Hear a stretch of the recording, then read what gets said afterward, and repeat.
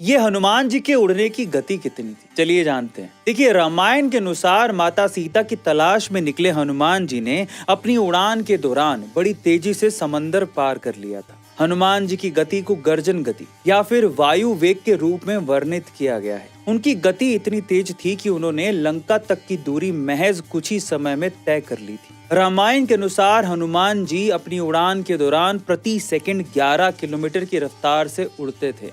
हनुमान जी की उड़ान में उनकी शक्ति, बुद्धि और ध्यान की प्रमुख भूमिका बताई जाती थी, जो उन्हें बिना किसी बाधा के आगे बढ़ने में मदद करती थी। हालांकि रामचरितमानस और अन्य ग्रंथों में उल्लेख है कि हनुमान जी की उड़ान की गति का सटीक मापन करना मुश्किल है, क्योंकि ये उनकी इच्छा शक्ति पे निर्भर करती थी। कुछ कथाओं में ये वर्णन है कि उनकी उड़ान की गति प्रकाश की गति के करीब थी। जामवंत ने याद दिलाकर उनकी गति और क्षमताओं का एहसास करवाया था, जिससे हनुमान जी ने विशाल समंदर को एक ही छलांग में पार करने का संकल्प लिया था। उड़ान के दौरान उन्हें सुरसा, सिंहिका और अन्य राक्षसों ने रोकने की कोशिश की थी, लेकिन उनकी गति और चतुराई से वे सभी बाधाओं को पार कर गए थे। रामायण में उनकी उड़ान को अपार बल और अद्वितीय गति का प्रतीक माना गया है, जो श्री राम के प्रति उनकी निष्ठा और सेवा भाव को प्रदर्शित करता है।